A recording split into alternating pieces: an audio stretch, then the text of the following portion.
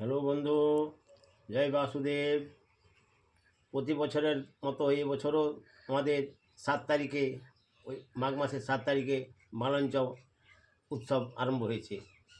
এই মালঞ্চ মেলা আজ থেকে 500 বছর ধরে চলে আসছে। এখানে মা মালঞ্চার পূজা হয়ে থাকে। এসেছে এই মালঞ্চ মেলাতে। এই মালঞ্চ মেলা মালদিয়া থেকে 3 কিলোমিটার পড়ে। এই পুজোর আপনাদেরকে মাঝে মাঝে আমি দেখাবো, এবং পুজো কীভাবে কিসের জন্য হয়, কেন হয়েছে, তার নিয়েও মাঝে মাঝে বিবরণী শোনাবো। যে বাড়িতে বিয়ে হয়ে থাকে সেই বাড়িতেই মানে ভাজাপোড়া দেওয়া হয়। তাই আমরা সবাই এসেছি এই ভাজাপোড়া দিতে। এই সবমাত্র পৌঁছলাম, আমরা পায়ে চলে এসেছি। এসে সবাই দেখি সব পুজো দিচ্ছে।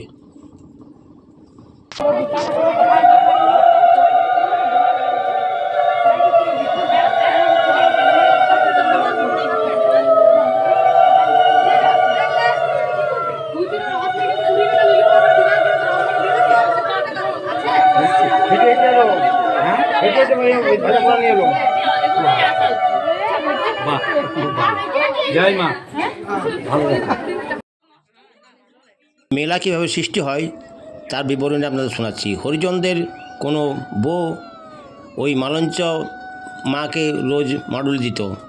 সেই মালঞ্চ মা ছিলেন একদম উপরে, পাহাড়ের উপরে। প্রতিদিনই মাডুল দিয়ে থাকে। তার অন্তঃসত্ত্বা হয়। অন্তঃসত্ত্বা হওয়ার পর যখন তার 9 মাস আর কি প্রেগনেন্ট হয়ে থাকে, তখন সে আর উপরে কিছু দূর যাওয়ার পর, পাহাড়ে কিছু দূর উপর যাওয়ার পর আর যেতে পারে না। সেইখানে বসে সে মাকে আরাধনা করে যে মা, আমি আজ থেকে পারলাম না, এইখানেই তোমাকে আমি মাডুল দিতে পারবো, তুমি যদি নেমে আসো তবে আমি পারবো। তাই মা নেমে এলো। যে পথ দিয়ে মা নেমে এসেছে সেই পথটা এখনও দেখা যায়।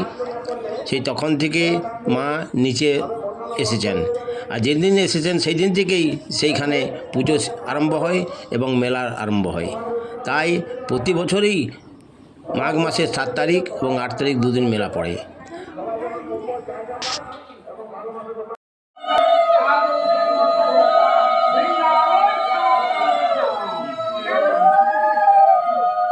দুদিন খুলোতেই ছিলেন।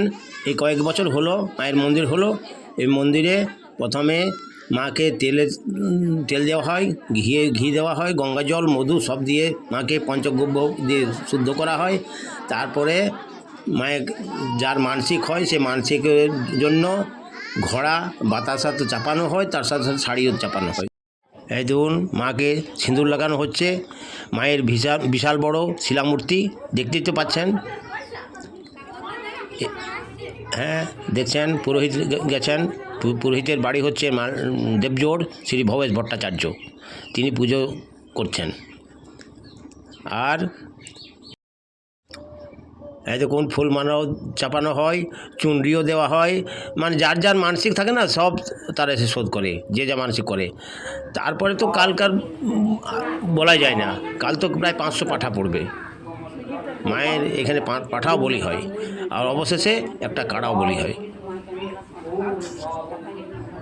এই দেখুন দুধ দিয়ে চান করা হচ্ছে, তারপরে মধু দিয়েও হবে, ঘি দিয়েও হবে। সবাই দেখুন সিঁদুর দেওয়া হচ্ছে, দুধ দেওয়া হচ্ছে। দেখুন, এই দেখুন দেখতে পাচ্ছেন দুধ দেওয়া হলো। দুধ দেওয়া হওয়ার পরে ঘি দেবে, মধু দেবে, সব কিছু দেবে আর কি। তারপর পুজো শেষ হওয়ার পর সবাইকে প্রসাদ বিতরণ হবে। প্রসাদ বিতরণ হওয়ার পরে হরিলুট হবে। দেখুন আমার ওয়াইফও এসছে, পূজা দিচ্ছে। এই দেখুন আমার সঙ্গে আমার দাদা, আমার মেয়ে, সবাই এসেছি আমরা। এই দেখুন নারকেলও ফাটা হবে।